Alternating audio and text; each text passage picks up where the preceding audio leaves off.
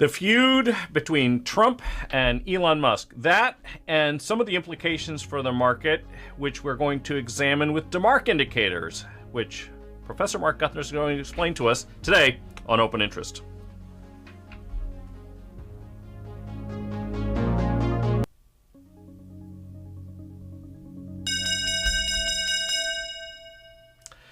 Hello, everybody, and welcome to Open Interest. I'm Mike Coe. I'm joined, as always, on Fridays by good friend, colleague, co-author of The Options Edge, and author of another book, Debt on Debt and How to Hedge It with Equity, that was published by McGraw-Hill. Mark, how are you, sir? I'm doing very well. Finally, we're getting nice, good, hot weather out here on the East Coast, and that's what I like. I like hot weather.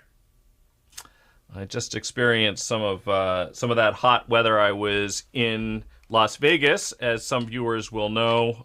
It was Bitcoin 2025 a week ago or so, and I was out there for that.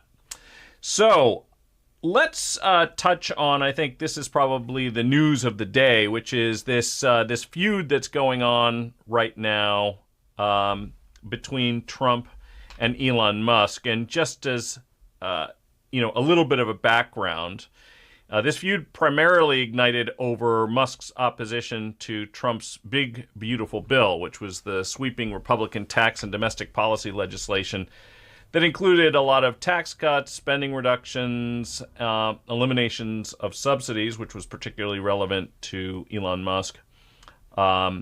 And he described it as a disgusting abomination. And I think the reason he did that was that the whole reason he went to Washington, the whole reason he was involved with DOGE, the Department of Government Efficiency, was to try to get the nation's fiscal house in order, or at least to try to help.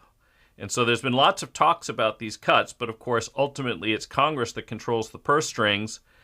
And it seems like this bill has quite a lot of pork in it, yes? Is that what's going on? Well, it very well may be. I am always been against these big omnibus spending bills because they're three feet of paper.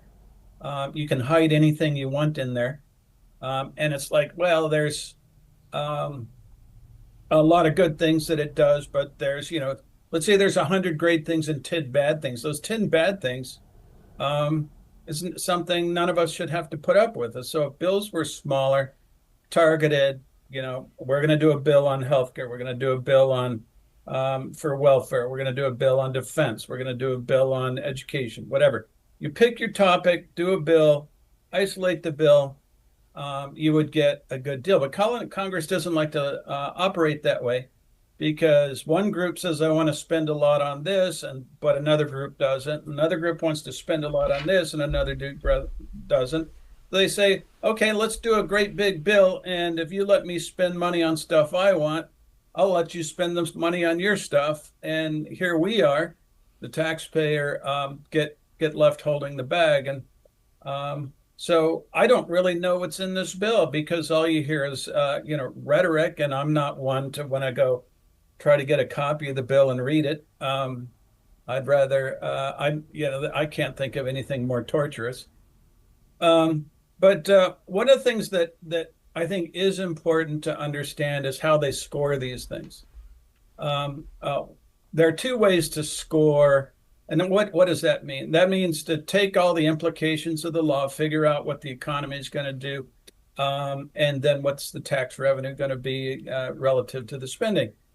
They do what's called static accounting there. So it doesn't.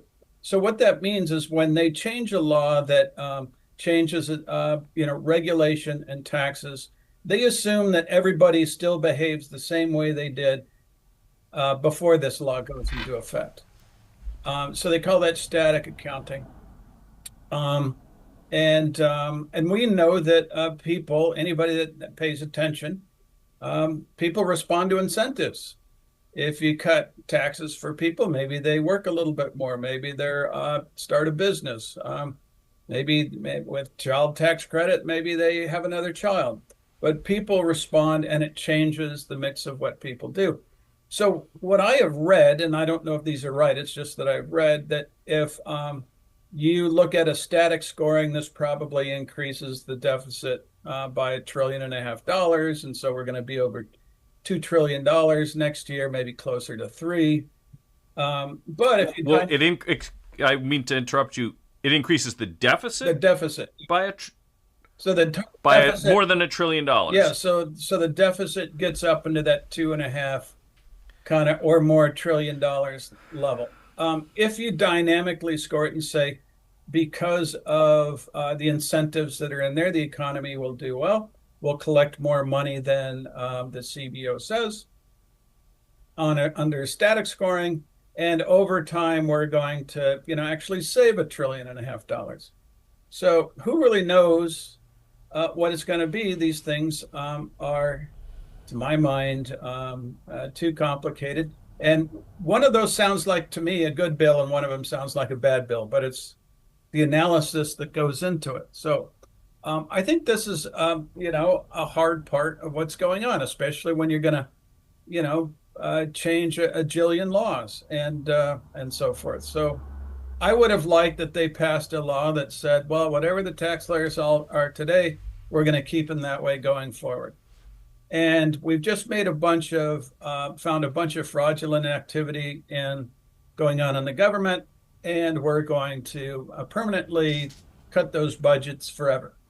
Two things that seem to me would make sense.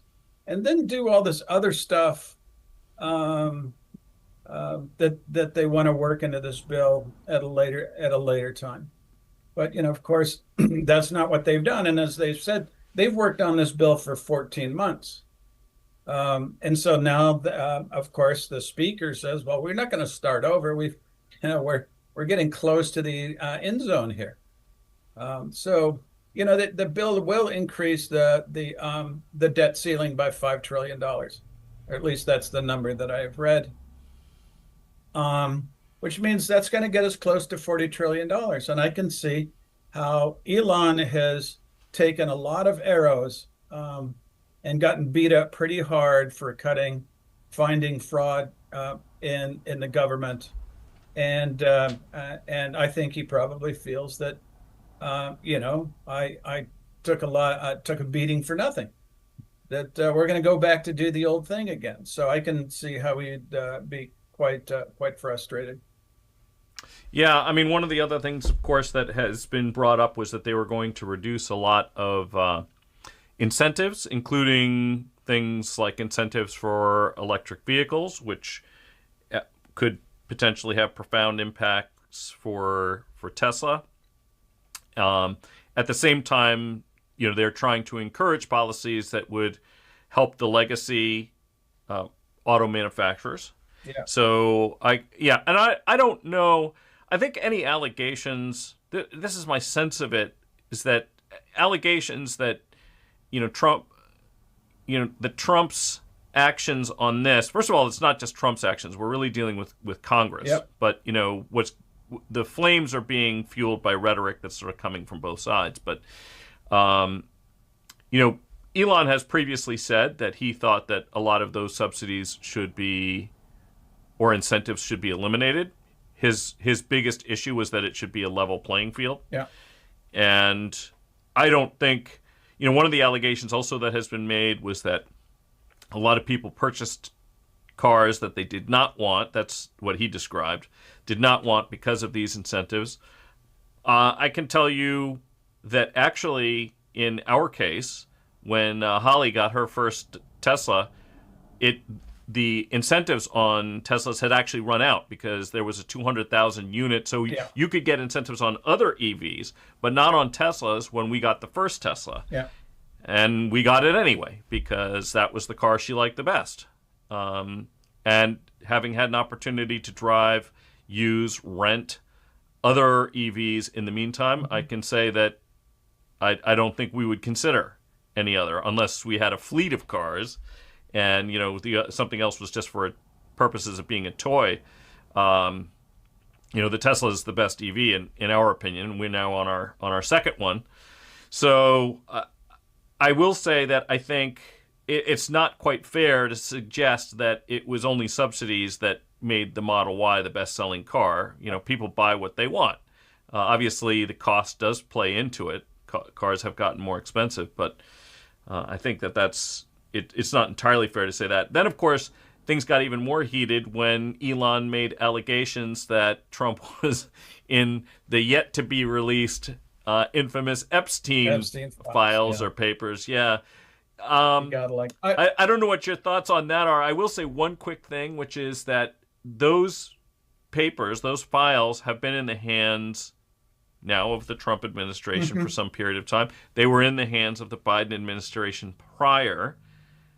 I'm kind of guessing that if Trump was implicated in those, that the prior administration probably would have somehow leaked that, taken advantage of it. But I could be wrong. But it seems like that would have come out sooner. I don't know.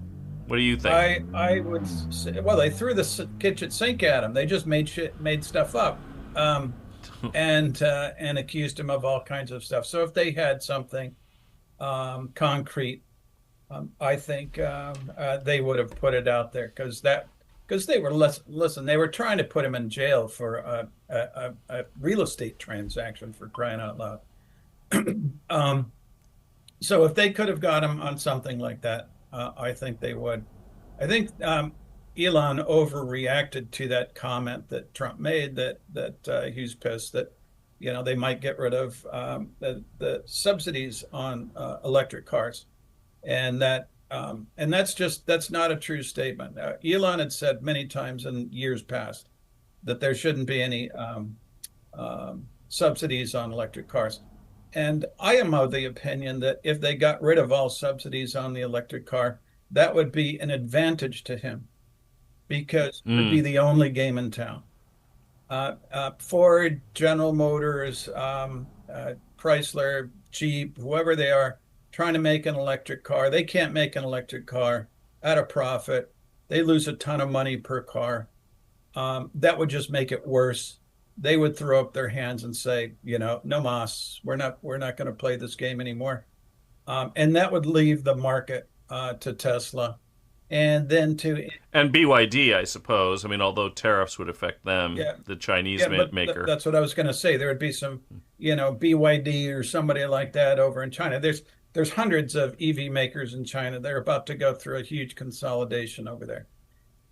So I think it would be, if they got rid of them, I think it would be an advantage to them, not a disadvantage.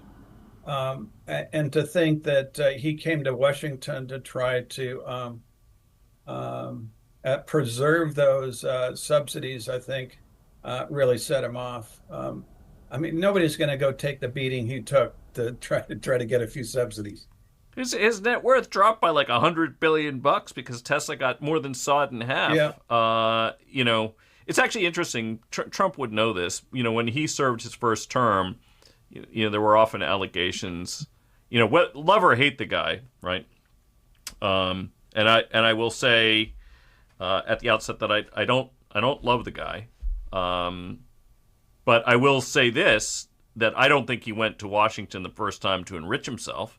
No. And because he actually got a lot poorer. I think his net worth fell by something like 40%.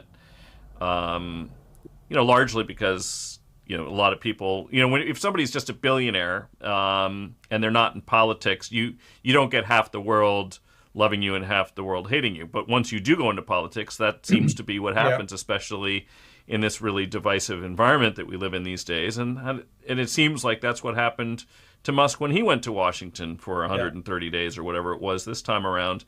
One must assume that, to bear those slings and arrows, to borrow some language from Shakespeare,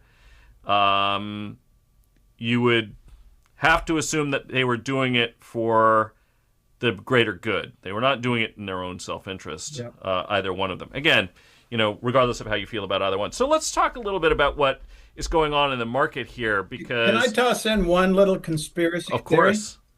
Sure. I love a good conspiracy theory. Yeah, why not? So let's have a conspiracy theory. So I love to doom scroll on Twitter and just see what various people have to say. And somebody pulled up an old interview with Megyn Kelly. And as you may or may not recall, Trump and Megyn Kelly had a dust up a few years back. And it got, yeah, kind of nasty on social media and stuff like that. And then after this whole dust up, they had a little talk together, and Trump said to her, he says, "Aren't you happy where they're paying attention to us?" or something to that effect. Mm-hmm. Um, and I always wonder with Trump if he's creating some controversy um, just to keep people focused, or maybe unfocused. Maybe they're get them focused on something else so they actually pass the bill, or they create so much focus on the bill that the bill gets passed. So a Because tail wagging the dog thing, or a little bit of smoke and mirrors, or distraction, or just he. I mean, they both of them seem to love trolling, don't they? yeah, they love to troll. So I they just operate differently than like you and I, and you can say it's not nice or this or that, but I'm not a billionaire and I'm not the president of the United States. Whatever he's doing seems to be working for him. And he seems to like this controversy, and he gets stuff done. And it's the way he's been playing the game with tariffs. They got this new thing with the tariffs. They call it taco, right? Trump Mm-hmm. always something chickens out. Trump always chickens out. Yeah.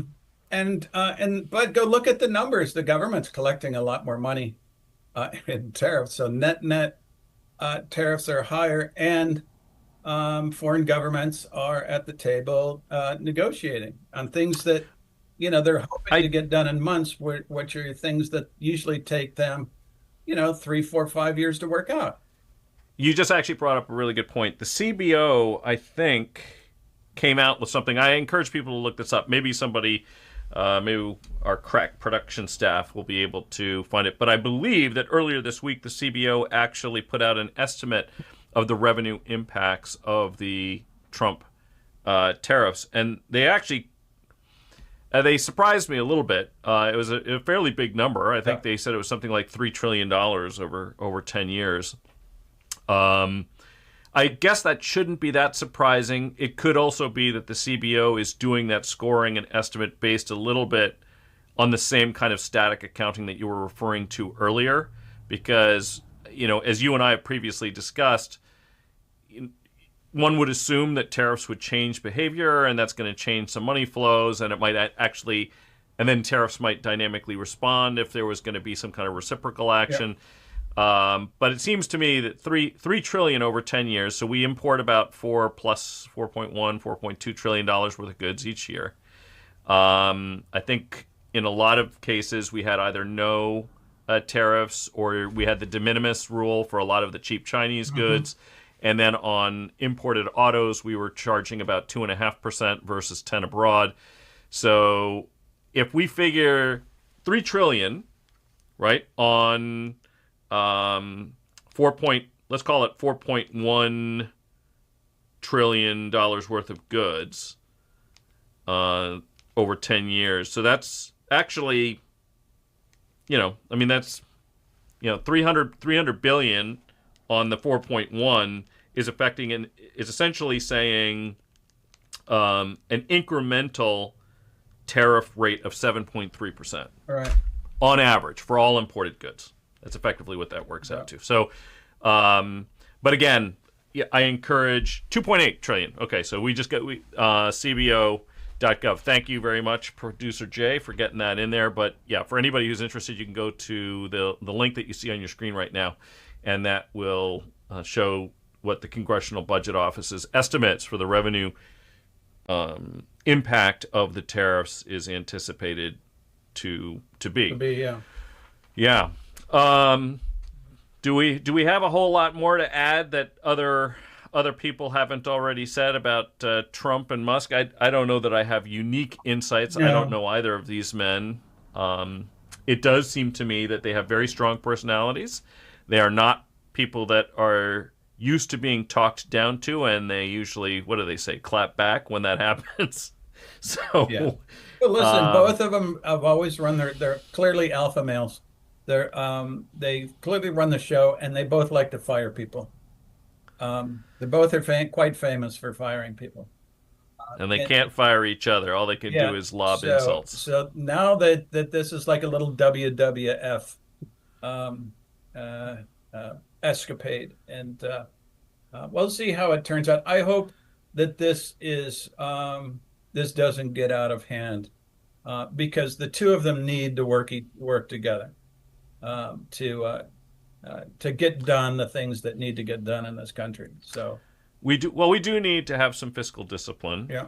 And we should all celebrate American ingenuity, innovation, and entrepreneurship. Hmm. And Tesla and SpaceX and all of this are, um, these are great for the country. They're great companies. They're great for the country. And so, yeah, I too hope that these guys can get past their, I don't know, egos, their tempers, whatever it is, try to sort things out. You had some interesting slides for us, and you wanted to talk a little bit about DeMark indicators. Yeah, so this is probably, And yeah, the mark indicators are probably something that the typical viewer is not aware of. Tom DeMark is a famous technical analyst, has worked with yeah, most of the major hedge funds, Paul Tudor Jones, for example.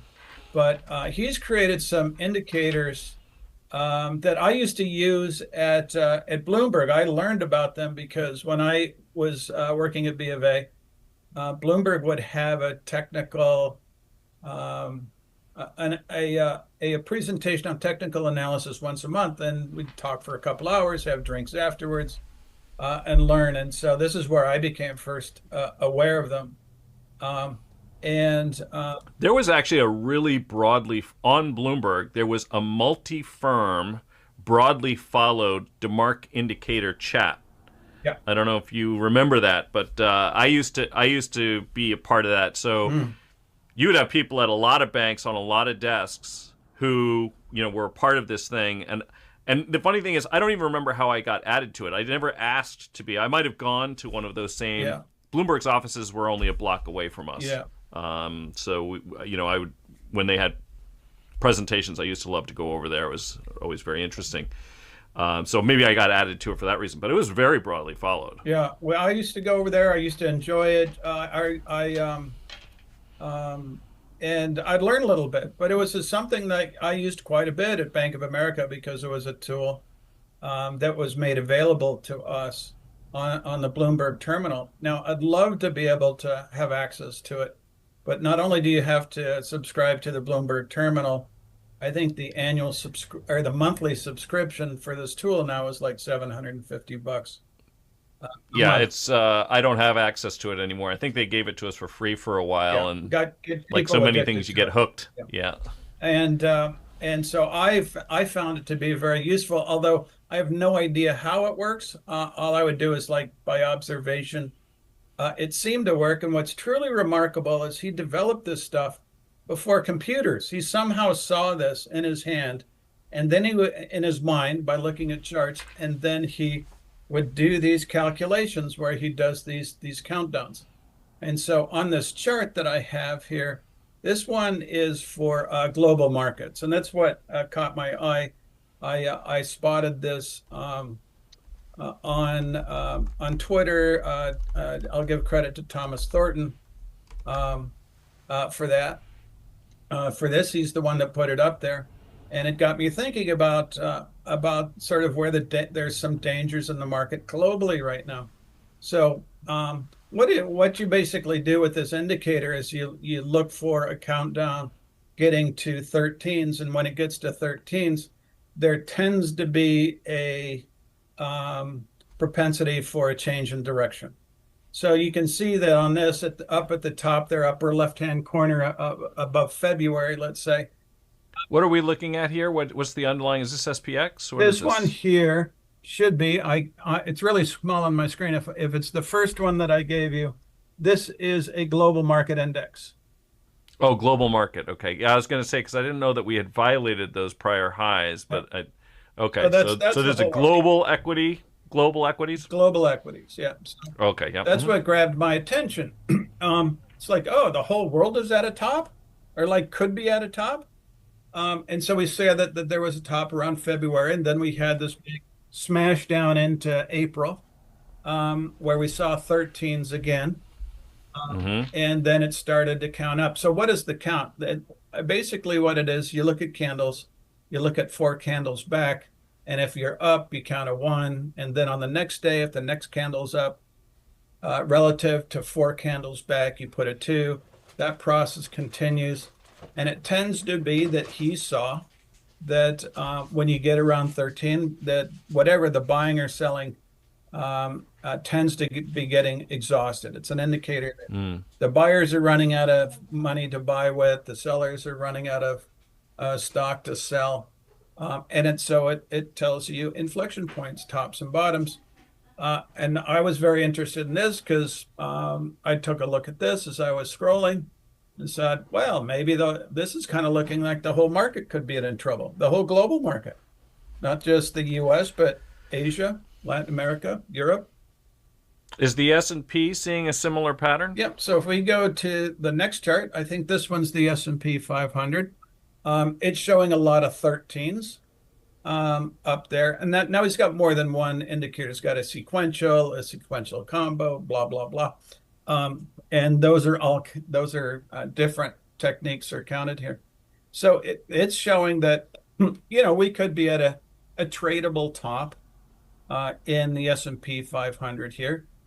And in the next chart, it's showing the same thing for the NASDAQ, that the NASDAQ could be up close to a tradable top as well. So does this mean that a top is guaranteed? No. It just means that we should be on our toes. And global money supply is still growing. And if global money supply is growing, equities tend to continue to grow, rise in price as well. But this is something that just says, well, maybe hold on, because we really have had a very strong rally for the last since the April low. And Yeah. and people thought, oh, the tariffs world's coming to an end, and it did. Lo and behold, it didn't. And here we are getting back to exuberance again. The feeling that I get when I watch the show that you're often on, Fast Money, people seem to be pretty optimistic on that show. I go over to Bloomberg and listen to what some of the fund managers and strategists say there. They seem to be um, Ebullient? positive at best, or at worst. So these things kind of get me on my toes. Now, the Bitcoin folks, I don't have one here for Bitcoin. I'd like to see.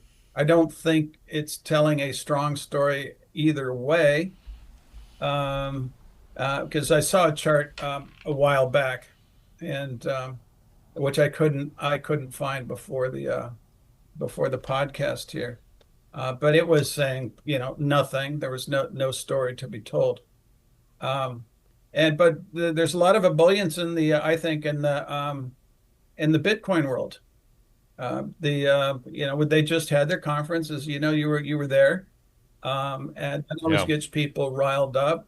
And interestingly, if you look back, there tends to be a run up in Bitcoin before the conference, and then it Buy the rumor, sell the and news. sell the news. Then there's kind of a pullback or a consolidation for a while after the conference. And so, This is a really well-timed thought you had, because actually we have a comment or a question from a viewer.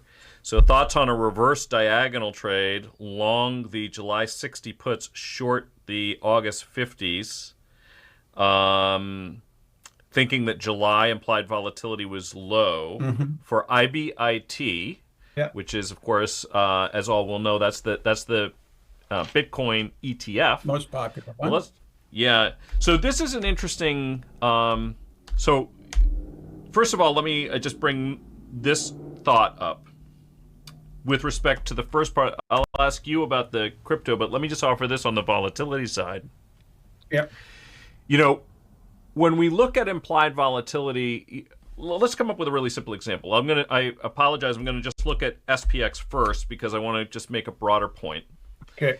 When we look at volatility, which is that when people are talking about is volatility high or low, implied volatility or realized volatility, this is just a chart right now that I'm looking at that incorporates both. So I'm going to use 21 trading days and 1 month implied volatility.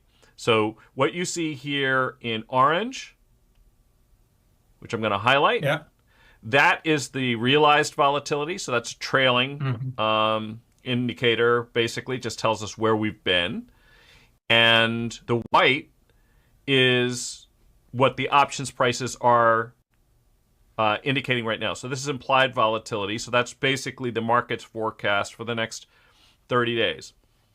So in response to the viewer's question, one of the things I want to make a point about is that some underlying assets, and this is the reason I brought up SPX, and then we'll get to Bitcoin, rather than a single stock, is because, of course, there are catalysts that can move the broad market. You have, economic announcements and things like that. But in general, the biggest driver for options prices, implied volatility, in something like a broad market index, like the S&P or the Russell 1000 or the NASDAQ, is going to be the actual volatility, what the market's actually doing. Yeah. So, in other words, options market makers and options market participants, they're all going to have different views about what the future will bring and what its implications will be. But ultimately, options prices are going to be driven by what's actually happening. Right. So if volatility rises, options prices will rise. If it falls, they'll drop. With single stocks, that isn't necessarily the case because individual catalysts that are identified in the future ex ante, in other words, ahead of time, that will be priced in, and there could be a big divergence. So, for example, if you know that we had Broadcom earnings after the close yesterday, obviously options prices were much higher than they otherwise would have been ahead of that. So in Bitcoin's case, and we'll bring up IBIT now, it would not be surprising that implied volatility would, for example, have risen either because realized volatility was higher or because of a potential catalyst. But something like Bitcoin is going to probably be more like the broad market. There are things that could move it around, but it doesn't have earnings per se. So there's not that kind of specific catalyst that's going to propel it. So let's just pull this up. And we're going to just think about whether...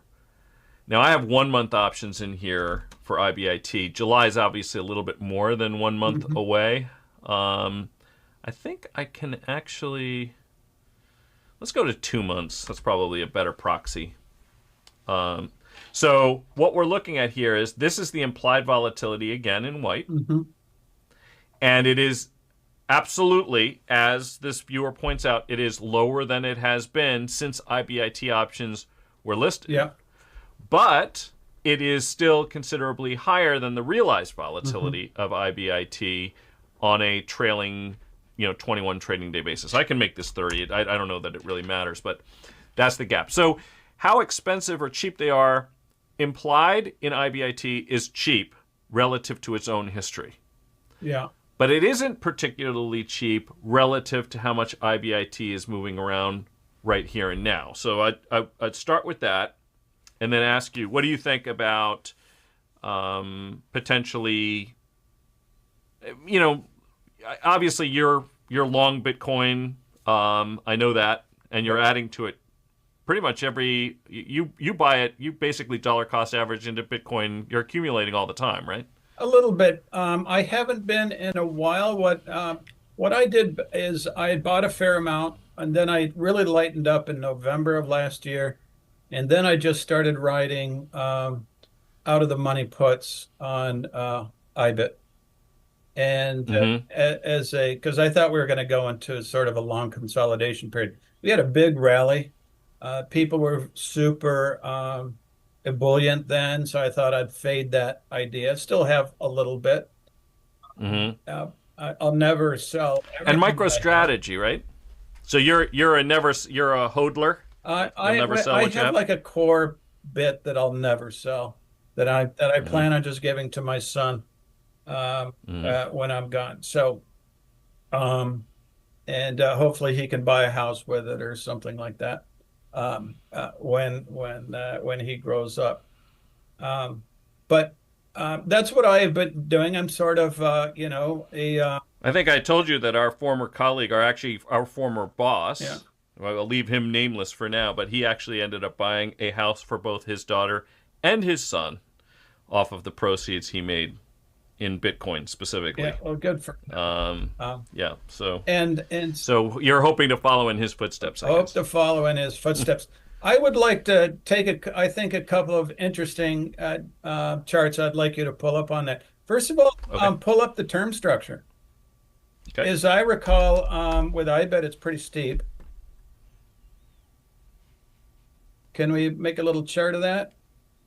Yep. Yeah. So, Mm-hmm. there's a lot of people who want to have exposure to it longer term, so they'll buy longer dated options because I think all of us sit back and we see what's going on in Washington, that there's nothing that is slowing anybody down in terms of spending. So deficits are going to be huge.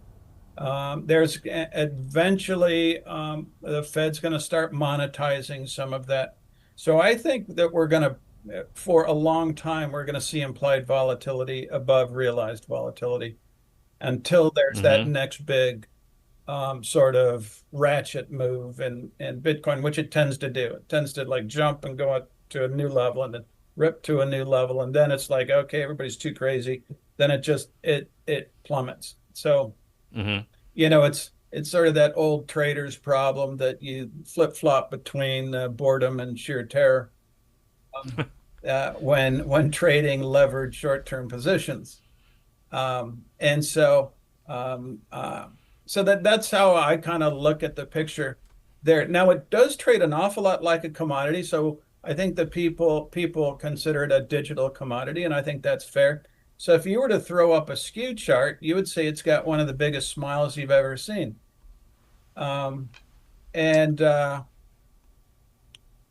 well, There we go. that's what Well, so first of what's all, one of the expiration is things, that one? this is 3 months out. Okay, I think So one quick point I would make to people so that you can kind of put this in perspective. This is a 40% moneyness put that you're looking at here, Yeah. right? So that's way, way, way out of the money. Maybe I'll even go a little bit further. One of the things I think that's kind of interesting, and it's worth bearing in mind, so I'll just go out to September month end, is that I think it actually sets up not so badly for things like call spread risk reversals, because you actually, unlike in equities, if you sell an upside call, you're going to be selling a call with a higher implied volatility, and you're going to be selling a put with a higher implied volatility. And the net effect of that is that you can get, look some premium. you can get some upside exposure without. I'll just put this up so we can see it. It's not uncommon for you to be able to say sell. One of the things that a lot of people like to do to collect some premium is sell call spreads. Yeah.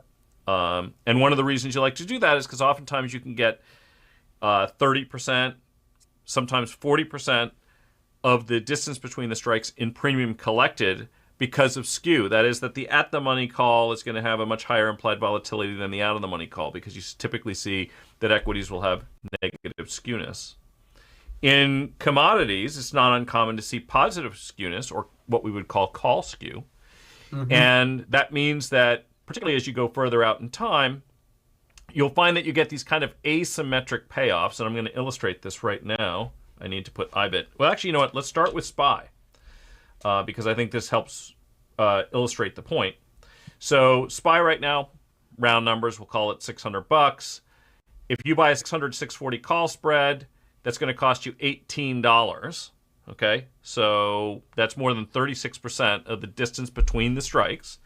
And it's important to recognize that SPY also pays a dividend. So if you owned the shares rather than buying that call spread, you would actually collect a dividend on, not a huge dividend, but you would collect a dividend. So it's not an overwhelmingly sexy risk reward proposition on the long side to do that trade, right? Because you're going to pay, call it 36, 37 bucks to potentially make 100, right? Something like that. So that's a little bit of an issue. Actually, this is going to be 18. That's 30. That would actually be 36 on 80. So it's almost half. That's basically half, right, of the distance between the strikes. So, or almost, very close to it. So that's a more attractive sale. Now let's compare and contrast that to IBIT, the Bitcoin ETF, which does not have the same skew characteristics. Now, it's a higher volatility instrument, so we would actually blow it out a little bit more. But here, I'm going to just go further out, and we'll go out to, again, SEP ending, and now take a look. So here, you can see that the risk-reward relationship is much different. Now, because there is also some put skew, because it's actually a smile, it's not just, straight up or straight down. If you do something like a call spread risk reversal where you're selling a downside put and then buying an upside call spread, you end up with something that's going to look a bit like that. So that one's pretty much, that's very close to zero cost. And so you can see you get a lot more upside, and then you don't take the immediate downside. So now these types of trades, because you're short two options, long one, is a short premium trade. The way I often will refer to these types of things, and I've said this on the channel before, it's, this is kind of like a buy right, but you're squeezing the balloon, right, a little bit. So, and a buy right is similar to selling a put. So you have mentioned that you like to sell puts on IBIT. I think you were also doing this on MicroStrategy as well. Is that right? Yes, that's correct. Yeah. So it seems like you are in alignment then with this. So we had somebody else bear in mind, also talking about this selling put spreads. I do want to add that they're cash cover. I don't do this with leverage. Mm-hmm. A lot of people, that's how people get into trouble. Yeah. They'll when they can do a cash cover and let's say sell 2, they'll go sell 5. And then we have like a day like yesterday, and then they freak out and they sell at the bottom and they just missed out on today's rebound. That happens all the time, and I don't recommend anybody trade with leverage because that introduces too much emotion into your trading activity. You've got to be able to sleep at night with what you're doing, and if you find yourself looking at your account every 2 hours, your position is too big. Yeah, I mean, if it's a situation where you could be squeezed out of a good position, that's obviously an issue. So it seems to me, so we had a couple questions on this. So the first one was, I think there's really more than one question being asked here, but the first is implied volatility. Think about it relative to how much the underlying is moving around. As the viewer pointed out, July is a lower implied volatility than August, although it's not as much as you might think. It's the more shorter dated options where you're sort of seeing that. And that isn't a bad position, by the way. When the term structure gets really steep, if you want to short some longer dated Vega, because that's really the bet you're making, if you sell long dated options, you're getting short Vega, and buy some cheap stuff in the front because you're expecting an uptick in vol, you're getting long Gamma. So that's the trade-off. That can be fine. The only thing I will say is that it's always very painful that when you get, if there's an uptick in volatility and the market views that uptick as potentially persistent, some of the gains that you're going to make from owning that convexity in the near term is going to be given back because you'll start to see the long end creep up. So if it's catalyst driven, this trade can be good. If it's regime change driven, it doesn't work out quite as well. I personally experienced this. I had some short Vega in tobacco, Philip Morris specifically back in the late 90s. And then all of a sudden there were settlement, there was a lot of liabilities associated with the tobacco industry at that time. And we just simply couldn't get those leaps back. And it was very difficult. So we would have these events where there were all of these legal cases ongoing.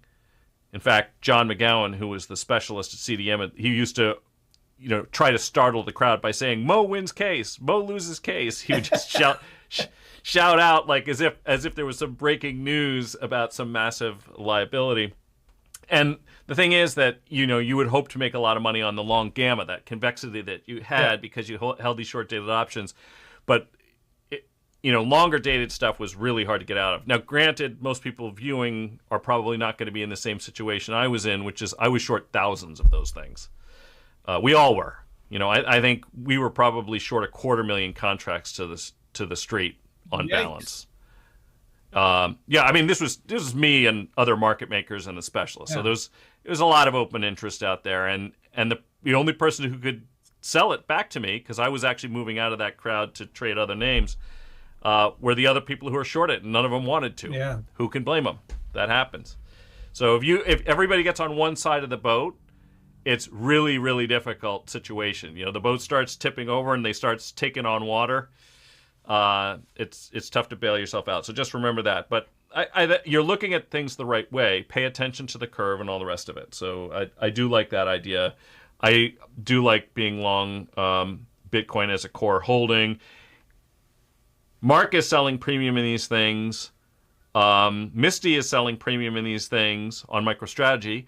MicroStrategy itself is selling premium on these things because Michael Saylor is selling effectively upside call or volatility exposure through the converts and preferreds. So your intuition to take advantage of some premium sales on the, in that August timeframe, I don't think that's a bad idea. I think it's actually a rather good one, frankly. But I don't know that you're going to get the sharp movements in the near term to make that gamma pay on the July options. You might go a little bit shorter, believe it or not, because it gets very steep in the front. Yeah. So that's something to think about. Eric M says, "Hi, Mike and Mark. Thoughts on Oracle earnings next week? As a longtime holder, I'm looking at possible hedges." Let me pull up. So I'm going to let Mark opine on that while I pull up Oracle on the earnings analysis tab of Unusual Whales. They're in a very good space. They're very, they use the SaaS model, but they're also building out data centers, which is a hot area. It'll be interesting to see if they're doing any AI is actually taking place on their data centers now, in terms from third parties, let's say, not just their own applications. So that's what I would be working on. The firm is incredibly capital disciplined, and I like it amongst all the others in that space because of their capital discipline. So I like them much better than, let's say, Salesforce, for example. I don't think they're quite as focused. But how can anybody be as focused as Larry Ellison? Yeah. He is a laser focused individual, so I would not hedge going into the earnings. I think their earnings are going to be good or positive or a beat. Although your sentiment about the market, based on the DeMark indicators question that we just discussed, is that the market. I mean, obviously, if the market drops, if the Nasdaq drops, it's going to take all stocks are going to go with it because that's a money flow out. This is a mega cap company, so bear that in mind. Let's just take a look at the options prices. Options market's implying a move of a little less than 7%. That's bigger than the move they had the most recent reported quarter, which was about down, it's basically unchanged. I mean, a 3% move, on earnings. It was down about 6.7% the quarter before that. Going back to three prior, up 11.75, up 13.32, up 11.44. So just in terms of, do you buy options, do you sell options going into the print? The answer is I would not be a seller of options in Oracle going into the print based on a 6% move. Yeah, I would agree with that. Yeah, and our friend Matt Amberson of Options Research and Trading Services, I've brought up his work on more than one occasion, but he's often found that on a systematic basis, trying to evaluate the volatility risk premium. That is, how much options are systematically overpriced or underpriced. There isn't a huge volatility risk premium going into catalysts in single stocks in the general sense. So that's just an important thing. I don't know whether he's done more recent work that indicates that has changed. It's probably worth examining. I'll actually probably reach out to him. Monday Morning Quarterback, DeMark Indicators, many options play videos on YouTube when Rick Bensinger, a DeMark expert, was on with Tony.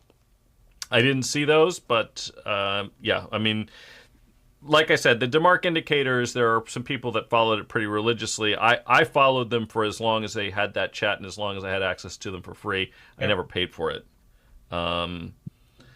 But yeah, that was interesting. Oh, Finn West here has a comment. He says, I have his book DeMark on day trading options and saw a couple of his presentations at the Traders Expo.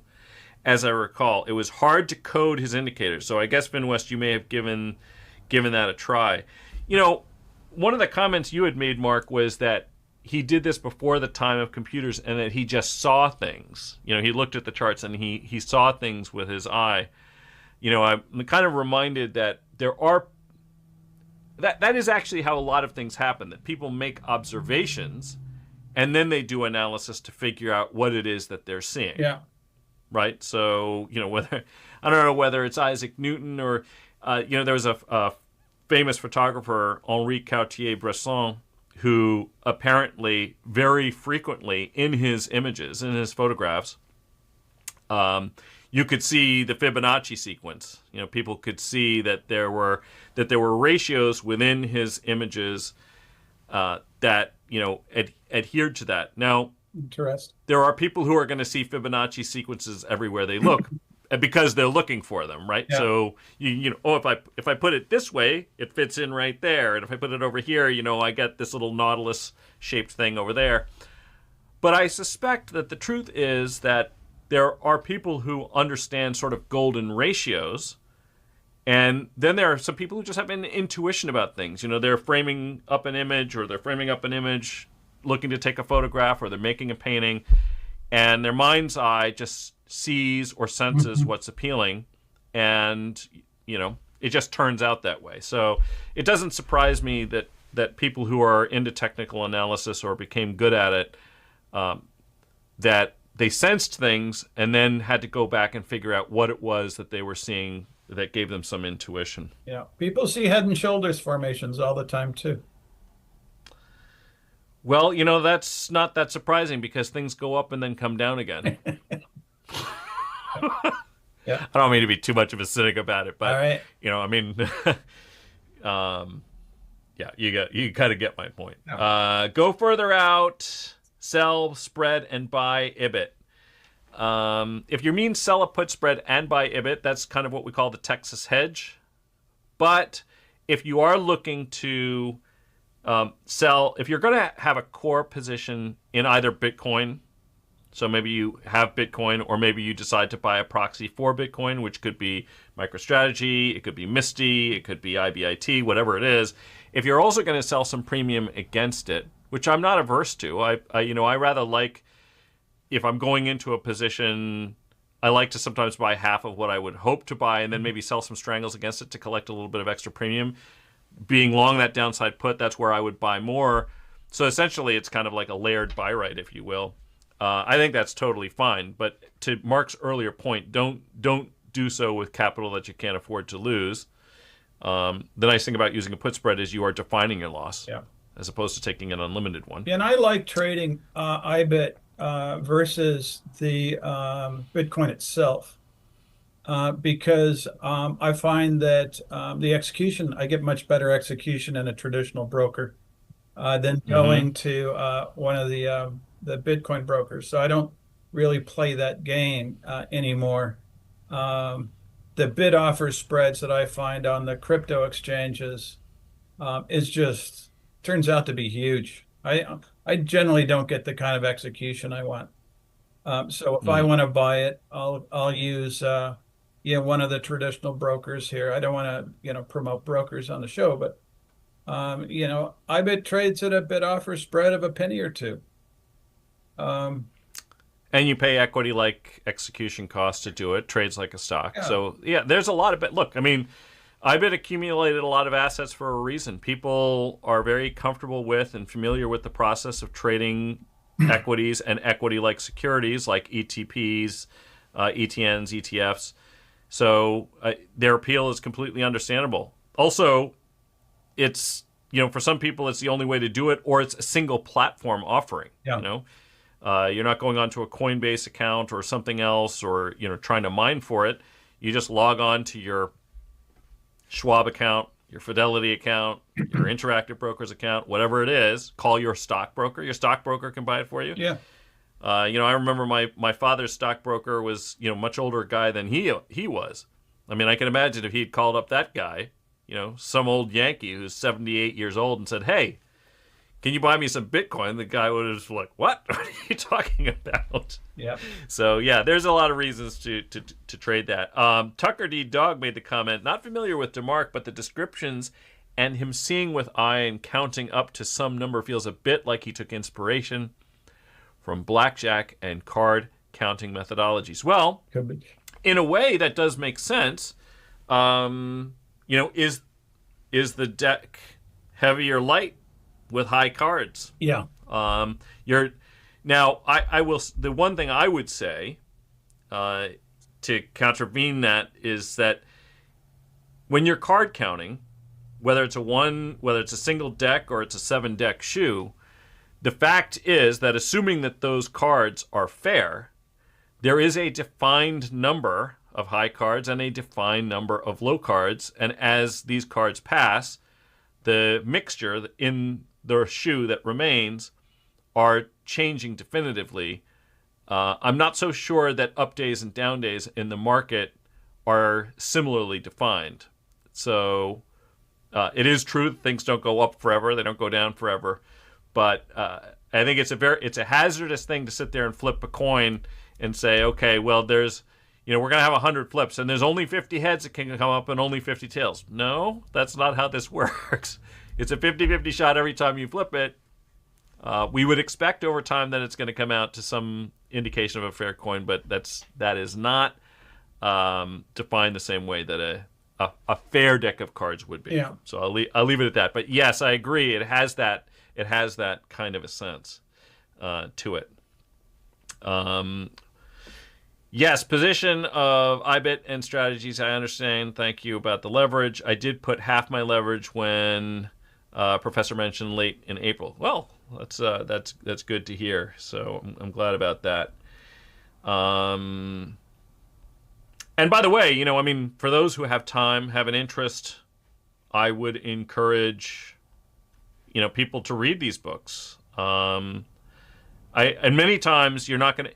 In the case of the DeMark indicators, in the case of anybody who offers a service at a subscription fee, there's probably a good chance that they don't have a $25 book that you can buy that says, here are the steps to follow and you can do it yourself. Yeah.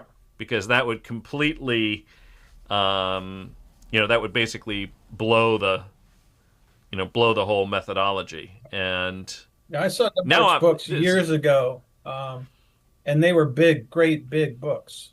And I took a look at it, and I was sort of intimidated.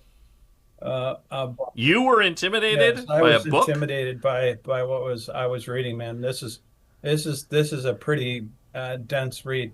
I used to, I've read probably 300 or 400 investment books because I used to on Saturday. You've written a couple. Yeah. You've helped come up with the CFA curriculum. For those who don't know, Mark was active with the CFA Institute. You were coming up with so you're grading level 3 exams, coming up with curriculum for the CFA Institute, writing books, teaching classes, and you're intimidated by a book on DeMark? Yeah. I'm really starting to get interested now. Yeah. So, but this, I saw that, I don't know, I want to say 25, 30 years ago. Some of the stuff that he really did, because I used to go to the bookstore, buy a coffee and a bagel or something, and speed read an investment book, and I did that every Saturday for years. Unfortunately, I think I wasted my time. While I enjoyed Not a the lot of good books coffee out and there. bagel, I don't. Most of the books that I've read uh, didn't turn out to be helpful in the way I think What? today. So let me ask you this. Actually, that's kind of an interesting question. What do you think was the biggest flaw with the investment books that you read for the most part? Where did they fall down most They frequently? would make claims and conjecture, but they wouldn't like do any kind of study that proved their point that this works. They might say some write a book on something that sounds logical, and then they would, cherry pick five or six different examples where it worked. But if you tried to replicate it a whole bunch of times, it wouldn't work. Or you would certainly you wouldn't beat the market. You wouldn't even make money. Too much of it was just like too much fluff and storytelling. Um, and Buy stocks with low PEs. yeah, um, Hmm. and uh, and that kind of thing. So um, now, so I spend such a hard discipline with it now. And since you teach, when you start teaching something, you have to really scrub it. And because you want to be able to prove that what you're saying is correct. Here's the technique. Here's how it's applied. Here's why it's worked, and things like that. See, we can fall back to some academic work to prove the point. But too much of it was there were too many gloom and doom books for one. I read too many, Hmm. but the dollar's going to zero. The dollar's been going to zero. I read too many of those too, and that actually hurt me for a long time. Yeah. Um, and then it's only when I took a look at the history of the S&P 500 earnings and its growth relative to GDP Mhm. that I thought, now why didn't I just take a look at that chart first? Yeah. Because if I had taken a look at that, I would have recognized that if I just simply did this, if I didn't listen and I didn't look and I just kept my mouth shut and bought the S&P, that I was going to outperform GDP. Yeah. And the logic of that ended up making some sense to me because I thought, okay, well, losers fall out or they get a smaller and smaller portion just because it's a cap weighted index. The winners float to the top. So whatever's going on in the world, the winners in the S&P are probably going to outperform on average, right? Yeah. And I thought, okay, well, that totally changes my perspective on the stock selection process because that means any stock I'm looking at, it kind of has to do better than what I think the average of the best performing companies will do. Yeah. Um, and the other thing is that one of the other things that it reminded me of is that regardless of valuation, that the exercise that, if we call ourselves pundits or an educator or an author or a trader, whatever we choose to call ourselves, that the exercise we're trying to do is not figure out how do you discount future cash flows, right? That's some of that's we understand that math by now. The issue is understanding edge cases and figuring out, the art of it is understanding, how a specific example falls into the cornucopia, the whole spectrum of things that we could invest in. Right. And that's really what it's about. It's not like some magic bullet, like, oh, a PE of 12 is cheap, therefore. Yeah. So You know. the PE is and I talk about it in my classes, a highly abused valuation metric because PE is a function of growth. Higher the growth, the Mm-hmm. higher the PE. And so people too much willy-nilly just say high is bad, low is good, when in fact we see lots of examples of Where the stocks with opposite ends up high being true. PEs that just grow like a son of a gun and you make a lot of money with them. Mm-hmm. And that kind of thing. The other thing that I think that I learned over my years is that trying to get away from this recency effect. I started being in the business world in the early '80s, and I had lived through the '70s, so I saw us go off the gold standard, gold at $35 an ounce, then it goes to 800. It's like, okay, then what did gold do? Gold didn't do anything for 20 years after that. So you're tempted to say, well, gold's a good investment. I should have some gold, or I should have some silver. I read the books about the Hunt brothers and them cornering the silver market, which is, if you can go find the book about that, it's a fascinating story. You ought to read it. Um, and um, and so I wasted a lot of time for 20 years with natural resource stocks, which were out of favor for a long time. Oil had a big run in the 70s and then didn't do very much. Oil companies didn't do much. And some did quite poorly for the next 15, 20 years.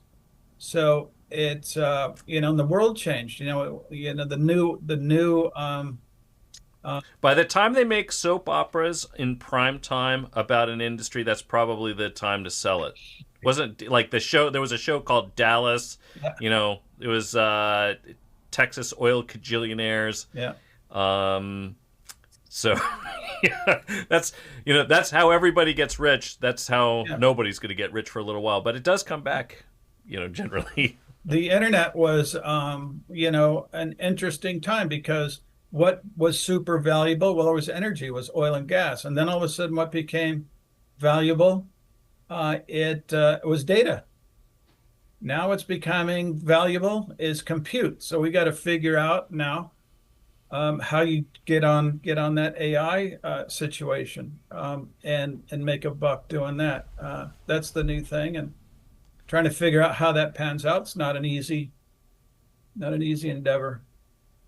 So FinWest was just, we're getting long in the tooth for the show. But FinWest asked, Mike, which books were inspirational to you for getting into this trading and market making business? Well, you're specific about trading and market making, which is interesting. So let me just talk about a couple books that I thought were very interesting. I happen to like quantitative analytics and debt valuation and management, I have to say, which was I Still Somewhere in a Box. That's the book that Mark wrote. I still have an early version that you had sent me. It's in a 3-ring binder somewhere. You had asked me to read it. Yeah. And that actually is the one I read. So I will admit that once it was published by McGraw-Hill, I didn't reread it. So all right. Life goes. I don't know how many changes got made. So I like that. But I liked Peter Lynch's. Peter Lynch had a book. One Up on Wall Street. Or it was, One Up on Wall Street. I thought that was very interesting. A Random Walk Down Wall Street, which was Burton Malkiel. Is that right? I don't remember. Somebody will look it up. I think it was Burton Malkiel. And the interesting thing is, those are very different books, right? So these are two books that have very different perspectives. But they're both important perspectives. There was a guy named Neil Chris. So in the market making business, this was probably the book that I read at the time. He ended up starting a hedge fund. Neil Chris's book was Black-Scholes and Beyond, I think.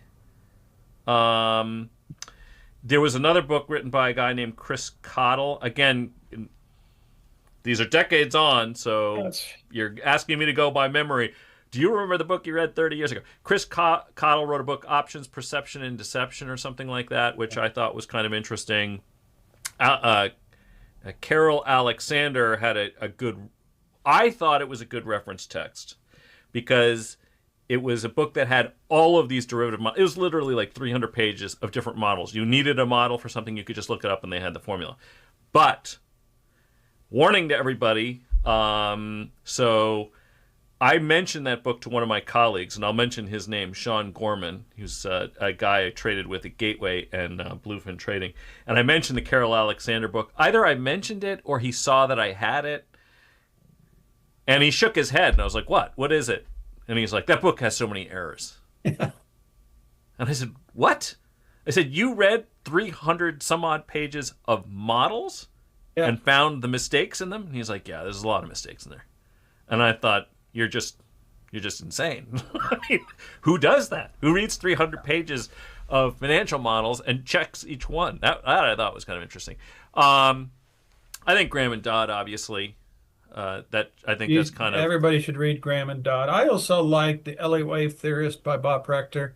I've read all his I didn't books. read that. Because the way I think of things is, yes, stocks have an intrinsic value. Stocks trades above and below that intrinsic value because of crowd behavior. Yeah.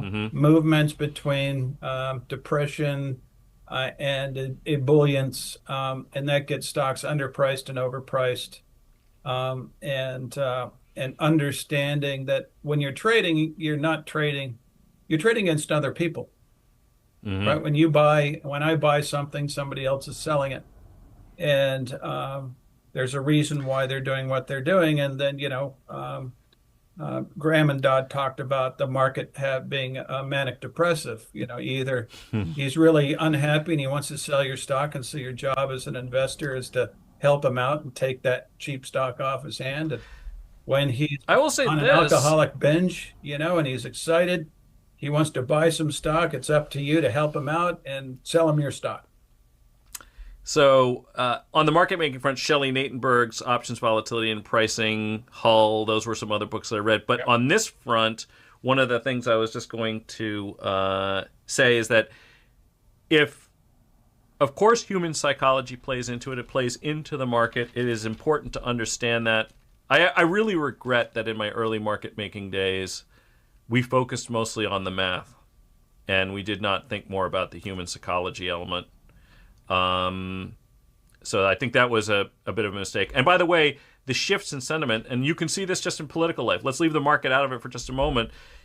What ideas or concepts come into favor or out of favor and seem to be getting the most play in the media or wherever else. We see these things change. It could be anything from what were the sources of the coronavirus, for example. People could change their opinions on these things. They can change their opinions on stocks too. Yeah.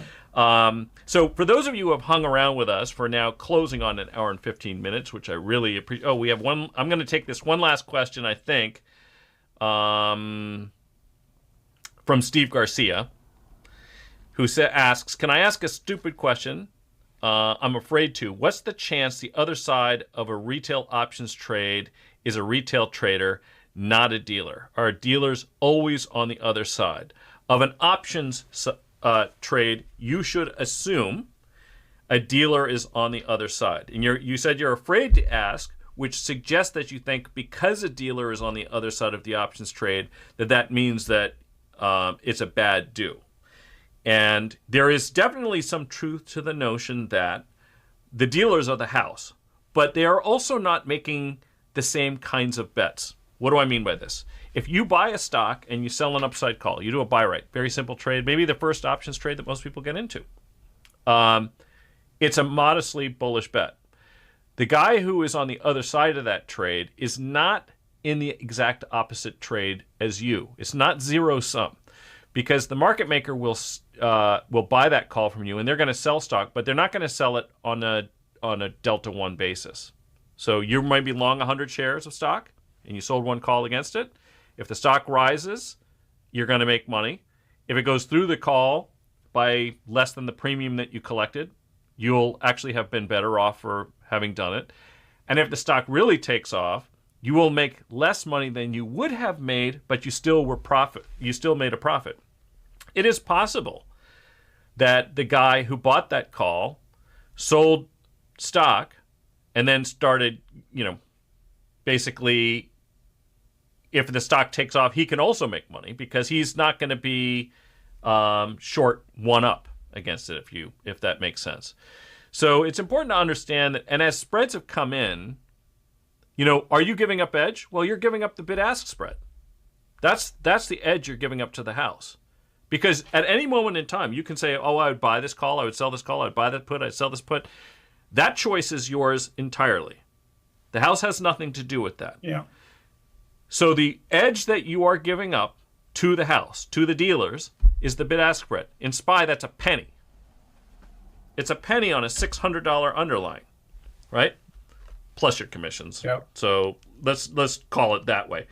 That is 0.2 of a basis point. Okay? 0.002% edge. Mm-hmm. That's pretty close to fair value. Yeah. Now, there are some things where this bid-ask spread are much wider, so you need to be much more careful. But, Think about that. Finn West says, I often think about that. If I get a quick fill on a trade, I'm probably wrong. If it takes a while, then I'm probably on the right side. I have that feeling too. We all have that feeling. The minute if you put something in and it's like bang, you got hit. You're like, oh man, I left something on the table. I'm the fish in the barrel. Yeah. We all get that feeling, but the truth is that as spreads have come in, as markets have become more liquid, are you giving up edge to Citadel, Susquehanna, and all of these guys when you lift offers and hit bids? The short answer, the honest answer is, of course. But does that mean that you can't make money? No, it doesn't mean that, because the amount of edge that you're giving up most of the time in the most actively traded issues is actually very small. The biggest determinant of your investment success will be this: were you making the right decision, and did you manage the trade effectively? That's going to have a far, far bigger impact as I pull my own earphones out of my ears by stepping on the cord. Okay, everybody. Well, I hope everyone has a great weekend. We, as always, thank you guys for tuning in and listening to us just have this random stream of consciousness, which I always enjoy, and I hope you guys do too. Like, subscribe, notification bell, and we will see you all here next week. Thanks for watching.